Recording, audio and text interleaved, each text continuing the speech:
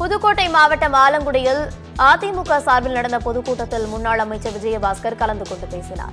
அப்போது அனைத்து பெண்களும் 1000 ரூபாய் வழங்காமல் திமுக அரசு ஏமாற்றியுள்ளது என்றும், ஆட்சிக்கு வந்து 33 மாதங்கள் ஆகிவிட்ட நிலையில் கடந்த 5 மாதங்களாக தான் 1000 ரூபாயை வழங்கி வருகிறது எனவும் சாடினார்.